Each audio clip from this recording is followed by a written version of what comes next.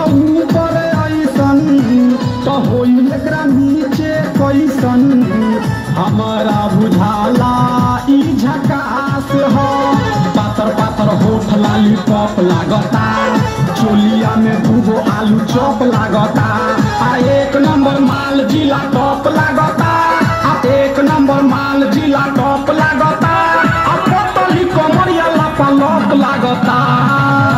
भाई हो देखो ऊपर ऐसन तो होई एकरा नीचे कैसन हमारा बुझाला ई झकास हो।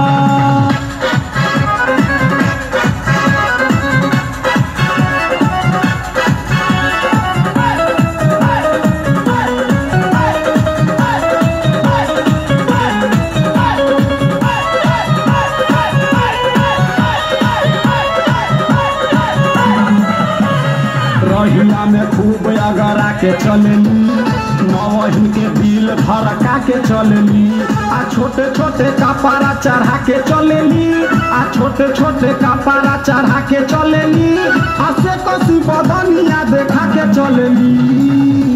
भाई हो देखो ऊपर ऐसन तो होई एकरा नीचे कैसन हमारा बुझाला ई झकास हो।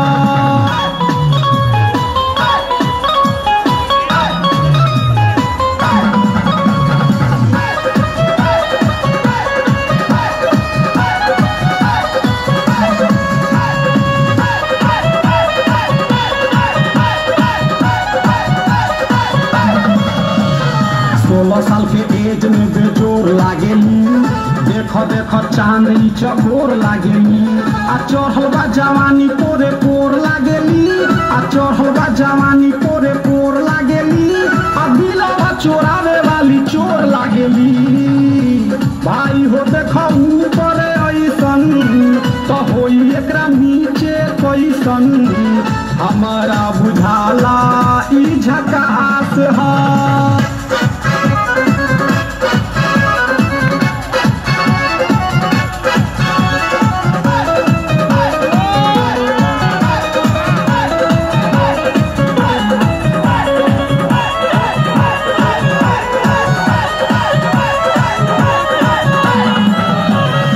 ऐसन माल पाइन जे निहाल हो जाई सकल बलम अब कमाल हो जाई आ फिर जेल जाए के सवाल हो जाई आ फिर जेल जाए के सवाल हो जाई आ लागता ई गाना पर बवाल हो जाई। भाई हो देखो ऊपर ऐसन तो होई एकरा नीचे कैसन हमारा बुझाला ई झकास हो।